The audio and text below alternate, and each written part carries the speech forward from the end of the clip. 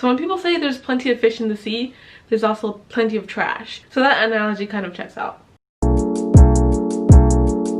Hey guys, what is up? It's Aime and welcome back to my channel. So I make videos about sustainability and also sometimes about living in Paris. Today's video is going to be another sustainability, but with water. It's 1:30 in the morning, so I will not be drinking tea. So if you don't know what sustainability is, it's a series on this channel where I basically drink some tea, or in this case water, and I watch videos about sustainability. So today's video is from a channel called In a Nutshell, and they basically do a lot of videos about science, and they have one video about pollution, and it's called Plastic Pollution: How Humans Are Turning the World into Plastic. And I was super intrigued to react to this video because obviously I talk a lot about sustainability on this channel.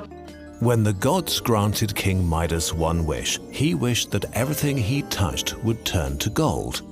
Midas was delighted. Trees, rocks, buildings, all gold. But soon he found in horror, I don't think it would take that long for you to realize that that's not good. that his food turned into gold as well. When he hugged his daughter to soothe his pain, he realized his mistake too late. Well, I don't know why I'm laughing, but that's just, anyone with a brain would realize really quickly not to touch, like, Midas is an idiot. The richest man in existence was starving, heartbroken, and alone. Humanity Same.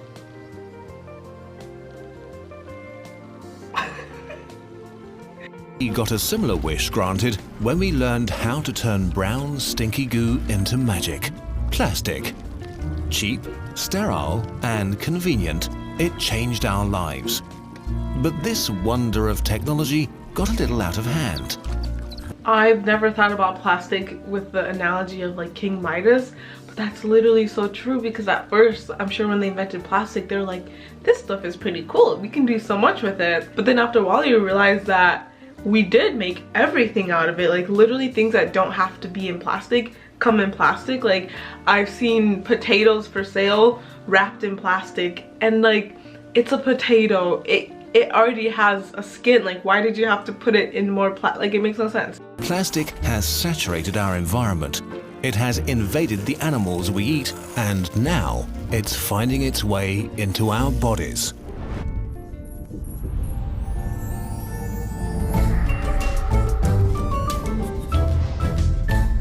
Like this channel, the quality, like I feel like I'm watching PBS or something. What is plastic? For most of our history, humans used stuff we found in nature to build the things we needed. But the invention of plastic roughly 100 years ago completely changed our world. Plastic is made from polymers, long, repeating chains of molecule groups. In nature, polymers exist everywhere. The walls of cells, silk, hair, insect carapaces, DNA. But I've never heard, does he mean carcasses? I've never heard it pronounced like that. It's also possible to create them. By breaking down crude oil into its components and rearranging them, we can form new synthetic polymers. Synthetic polymers have extraordinary traits. They are lightweight, durable, and can be molded into almost any shape. Not requiring time-consuming manual work, plastic can be easily mass-produced, and its raw materials are available in vast amounts and incredibly cheaply. And I think that's literally the biggest problem with plastic. Like, it's obviously its strength because it's so cheap that like it's easy to use it, but because of how affordable it is, businesses just have gone way too far. Like I know Snapple, for example, is a company that used to produce everything in glass bottles, and I thought that was really cool. I thought it was bougie. Like even before I was into the sustainability movement, I thought it was pretty cool that Snapple came in glass bottles. But a couple years back, I think they switched to using plastic bottles, and it was really sad to see because most companies don't really do glass bottles unless it's like a super bougie company, but like it's not really the aesthetic companies are going for. They would rather just save all that money and put it back in their pockets. So yeah, I think it's definitely, the price of plastic is one of its downfalls. And the other issue with the price is that because it's so cheap to make, the recyclability goes down because companies aren't willing to pay for recycled plastic because it's just cheaper to just make new plastic. so the golden era of plastics began. Bakelite was used for mechanical parts, PVC for plumbing, electric gears. Not me not realizing PVC is plastic. It's so versatile too. That's the other good and bad thing about plastic, is you can make it into so many things, and I'm sure there are certain things that you didn't even realize were plastic. Like for example, receipts have like a plastic coating. I think that's why you can't recycle receipts. And there's something else too, like paper cups, like Starbucks paper cups, those are also hard to recycle because they line them with plastic. So plastic is just in so many things, and certain things you don't even realize are plastic, and they are. And cases. Acrylic as a shatter-resistant alternative to glass, and nylon for stocking. See, like I said, like you don't realize how many things are just plastic. Like acrylic, now that I think about it, like obviously it makes sense that acrylic is plastic. And same with like nylon. That's like one of those things where like when I was watching the True Cost documentary, I'm pretty sure that's when I like thought about like plastics in clothing. Like before that, I had never realized that you can have like a shirt that has plastics in it, because like that's not, when I think of plastic, I think of a plastic water bottle, not like a t-shirt or like glass. So I think it's really interesting how plastic has almost snuck its way into so many products that we don't even see it for how common it is. Things and war equipment. Today, almost everything is at least partly made from plastic. Our clothes, phones, computers, furniture, appliances, houses and cars. Literally, the camera that you're watching me through, plastic. My light right here, plastic. This computer, a lot of plastic components. This light, also plastic. Okay, so there was a video where I was reacting to a video about boycotting Amazon, and I think this is a similar situation where how can you boycott plastic? You really can't, because it's everywhere and it sneaks into so many aspects of our lives. Or stuff to wrap a banana. We don't think about this fact a lot. Plastic just appears and goes away. Unfortunately, it doesn't. I think that's literally one of the biggest mindset issues. I think mindset is very, very important when it comes to, I think, sustainability and a lot of aspects of life. If you want to get good at something, you need to like fix how you think about it. And I think we have this mindset, or at least I know I used to have this mindset of like, when you throw something away, it's just gone and you don't have to worry about it anymore. But it's just not gone though, it's still there. There's this concept of NIMBY, which stands for not in my backyard, and I talk a lot about it. I talk about it in my video on environmental racism, but NIMBY is basically this idea that you don't want like landfills to be in your backyard. And what ends up happening is that people who are affluent communities are able to lobby and make sure that landfills don't end up in their backyard, and they end up in poor people's backyards. And so these affluent communities are able to pretend like they're not, like it's easier for them to pretend that there's no garbage, because they don't have to deal with the effects of the landfills. Like they don't have to smell it, they don't have to hear the equipment, like they don't have to see it, so it almost doesn't exist for them. But for the communities that are dealing with the pollution, for the communities whose beaches are being filled with plastic, they can't ignore it and they can't pretend like the plastic isn't there, because it's literally right there in front of their faces. So that's why you need to make sure that when you think about waste, like if you throw something away, it doesn't disappear. And so that's why in the zero waste community, it's important, if you're trying to reduce your waste, not to just rely heavily on recycling, because when you recycle something, yes, it goes away, but like not really. Like even recycling takes up energy. Synthetic polymers are so durable, plastic takes between 500 and 1,000 years to break down. But somehow, we collectively decided to use this super tough material for things meant to be thrown away. 40% of plastic... And that just makes no sense. Like, if you're using something once and throwing it away, why would you make it out of something that is almost never going to decompose? ...are used for packaging. In the US, packaging makes up 1/3 of all the waste that is generated annually. Since its invention, we have produced a... Sorry, I'm pausing so much, but oh my god, these statistics are really, really shocking. And just like 1/3 of all waste is just the packaging part of it. And you just think about how much unnecessary packaging you encounter every single day. I saw this TikTok a couple of days ago. That was someone who was showing something that they purchased online, and it came in like 3 different stages of packaging. And it's like, why aren't we designing packaging that isn't so wasteful? Like, why aren't we designing packaging that is using less materials? About 8.3 billion metric tons of plastic, 335 million tons in 2016 alone.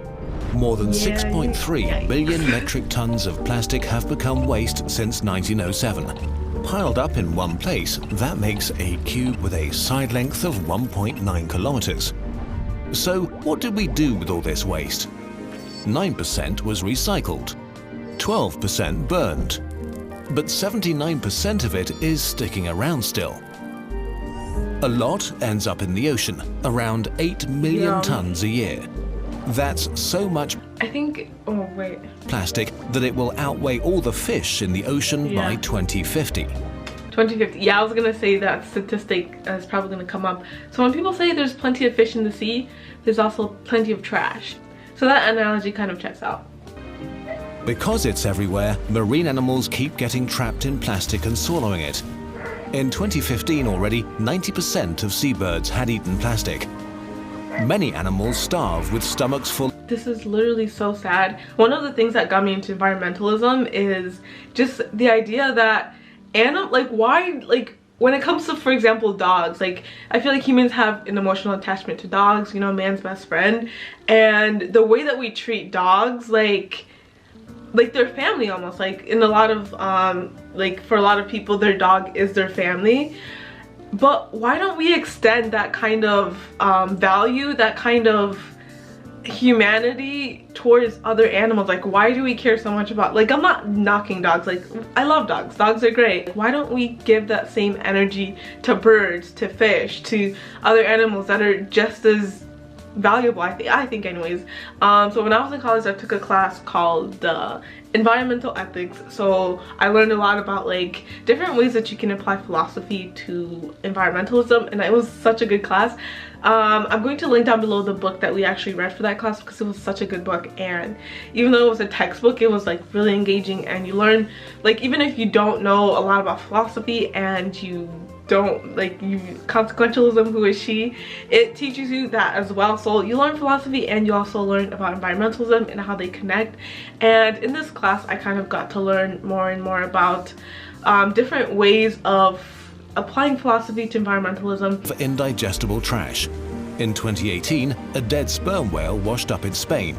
He had eaten 32 kilos of plastic bags, nets, and a drum. So sad to watch. While this is tragic and makes for great magazine covers, there's an even more widespread, invisible form of plastic. Like, that's literally so sad. Ooh, but microplastics, like, don't get me started. Microplastics. Microplastics are pieces smaller than 5 millimeters. Some of them are used in cosmetics or toothpaste, but most result from floating waste that is constantly... Glitter. It's something that you don't really think about a lot, but glitter is a microplastic, so stay away from it. Exposed to UV radiation and crumbles into smaller and smaller pieces. 51 trillion such particles float in the ocean, where they are even more easily swallowed by all kinds of marine life. This has raised concerns among scientists, especially about health risks from the chemicals that are added to plastic. BPA, for example, makes plastic bottles transparent, but there's also evidence that it interferes with our hormonal system. DEHP makes plastics more flexible, but may cause cancer. See, that's a trade-off. So this kind of comes to show you that nothing is ever truly perfect and you have to sacrifice something. Or we chose convenience over health. Just think about that. It would be pretty bad if microplastics are toxic because they travel up the food chain. Zooplankton eat microplastic. I wonder how many people even like know the concept of bioaccumulation, but it's definitely something that might get more people kind of at least thinking about sustainability, because like, this is not to sound cynical, but some people just don't care.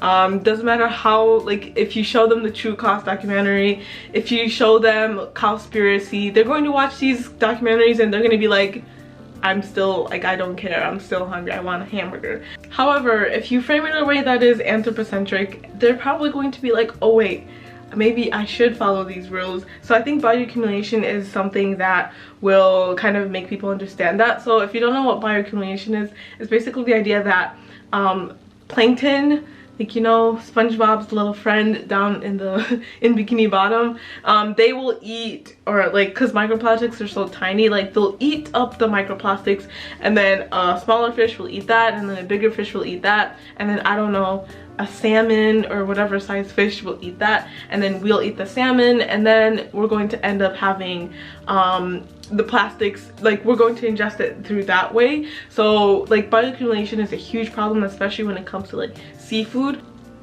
Small fish eat zooplankton. Oh, So do oysters, crabs and predatory fish. And they all land on our plate. Microplastics have been found in honey, in sea salt, in beer, in tap water. Okay, so I was watching a video by Glitter Mary. I'm definitely pronouncing her name wrong. She's from Denmark and her videos are literally so good, you should go watch them. But she was talking, she had a video on things that you didn't know had plastic in them, and one of them was salt, I think. So it's such a huge problem, and we're just gobbling this, I almost went there, we're just eating all these plastics up and we're not even realizing it. And in the household dust around us. 8 out of 10 babies and nearly all adults have measurable amounts of phthalates, a common plastic additive, in their bodies. And 93% of people have BPA in their urine. There is little science about this so far, and right now it's inconclusive. We need a lot more research before panic is justified. I'm panicking, I'm just kidding. But it is safe to say that a lot of stuff happened that we didn't plan for, and we have lost. I'm kind of curious. He said earlier that there's a link between plastics and cancer. Shouldn't that cause us to panic? Because I don't know about you, but I don't really want cancer. Like, we haven't come up with a cure for cancer yet, so I think I'm panicking. Control over plastic to a certain extent, which is kind of scary. Bonjour, je suis Saïdou, l'un des responsables. But just to make sure, we should simply ban plastics, right? Unfortunately, it's a bit more complicated than that. Plastic pollution is not the only environmental challenge we face. Some of the substitutes we'd use for plastic have a higher environmental impact in other ways. Oh my god, wait. For example, So on that point, so one of the things that we oftentimes do in the environmental community is just hate plastic so much that we'll use anything in place of plastic. To a recent study by the Danish government, making a single-use plastic bag requires so little energy and produces far lower carbon dioxide emissions compared to a reusable cotton bag that you need to use your cotton bag 7,100 times. That's why I'm super against buying brand new reusable bags and brand new glass and mason jars and water bottles and things like that. I think it's so much more sustainable to just buy them from thrift stores, and that's why I'm actually not right now, but like when I have the time in the future, I'm planning on making an online zero waste store where I'm basically just buying like cotton bags and things like that, like the sustainability essentials from like thrift stores, and then reselling them online, because oftentimes the reason that you end up buying these things brand new is because you just don't have access to them. You don't have access to thrift stores. So I think having this online is just going to be better. Like, we are in the age of just online shopping, so I definitely think this is, I don't know, maybe tell me if I'm wrong, but I feel like this is a service that people would use. I know I personally would have benefited from this, but please don't buy cotton, especially cotton bags, because you go to Goodwill and you'll find so many cute ones online, like at Goodwill. So especially something like that, don't buy that brand new, and just buy it from like a thrift store, or just reuse something you already have, because like he said, it uses so much energy. So please don't buy that at a regular store. Times before it would have a lower impact on the environment than the plastic bag. We're left with a complex process of trade-offs. Everything has an impact somehow, and it's hard to find the right balance between them. So I bring this up in a video where I'm talking all about life cycle assessment, and it's actually super interesting. But yeah, you can go click on that to go learn more about what life cycle assessment is. But it's basically just learning about the you can never actually make these calculations. They're not like subjective, but they're so difficult to make. But when you're trying to find a sustainable option, you can't just look at, well, I recycle, so this is recyclable, this isn't, so therefore the recyclable thing is more sustainable. You have to look at the distribution, you have to look at the impact on the people, obviously. You have to look at how many times you can use this item. You have to look at how much water it uses to create it, how long it takes to transport. For example, plastic is very light, so it's very easy to transport plastic around. Glass, on the other hand, it's very difficult because it's heavier and it breaks easier, so you have to like be more careful with glass, and if it breaks then you just lose all of that product. So like glass, yes, easier to recycle, and there's a lot of good things about glass, but there's also a lot of downfalls. I definitely recommend checking out Glitter Mary's video on she has so many amazing videos where you can kind of educate yourself on the impact of different materials, but I know she has one on glass and one on plastic. That's actually how I discovered her channel. But yeah, very interesting stuff, and you guys should definitely check out that video so you can learn more about the impact of different materials. Plastic also helps solve problems that we don't have very good answers for at the moment. Globally, 1/3 of all food that's produced is never eaten and ends up rotting away on landfills where it produces methane. And the best way of preventing food from methane, oh, that's so cute. I love accents. Like, I'm a big accent person. Also, when I speak French, I've been told that I have a cute accent, which honestly makes me so happy, because when I hear myself speaking French, I cringe on the inside. But I've been told that my accent is cute, so spoiling and avoiding unnecessary waste is still plastic packaging. It's also important to know.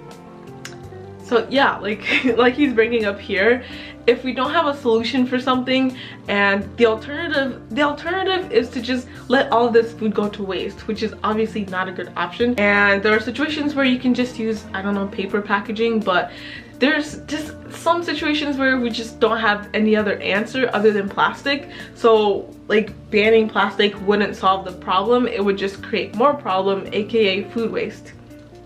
Know where the vast majority of the world's plastic pollution is coming from right now.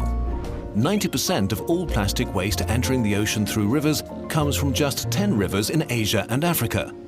The Yangtze in China alone flushes 1.5 million tons of plastic into the ocean each year. Countries like China, India, Algeria or Indonesia industrialized at an impressive pace in the last few decades, transforming the lives of billions of people. This development was so fast that the garbage disposal infrastructure couldn't keep up with collecting and recycling all the new waste. Yeah, that's one of the biggest problems with plastic, is that we just don't have the infrastructure available to actually deal with it. I know specifically in the US it's a huge problem, and I think even in Canada, I remember they're also having issues with plastic recycling and everything. This brought. If politicians in Europe and the US want to address this issue, investing in infrastructure in developing countries is just as important as fighting plastic pollution at home, with campaigns and redesigning products to minimize unnecessary plastic production. I'm a huge advocate for like environmental policy and kind of how we can not just obviously like make changes in our own homes and everything, but also how we can make changes like in companies, in politics, and in our communities. We will not solve it. Don't address plastic pollution from a global perspective, we will not solve it. Period. Plastic pollution is a complicated problem. We found a magic material and we had a really good time with it. But we need to be careful, or just like Midas, we'll end up in a world that we didn't wish for. I think we're already there. Your individual daily actions still have a huge impact. What you do matters. Yes. Refuse disposable plastics. Convince your friends and family to do the same. Pressure companies and politicians to take the necessary steps. This video is doing my work for me. This is definitely very important. Start at your own, like, I think the first place you can always start is yourself, and kind of looking at your habits and looking at what you do and seeing what you can do to be better, binge all of my videos to get some tips. But yeah, start with yourself and then also try to get your friends and family to join. I know for me personally, I worked really hard on like helping my family. Like my parents, like especially, just sometimes just don't care, but like eventually people around you will kind of start to see, and they might copy some of your habits, and then after that you can kind of go even more out into your community, into your politics and government, and get involved there. But you never want to start and end on you, because we need to we're all in this together.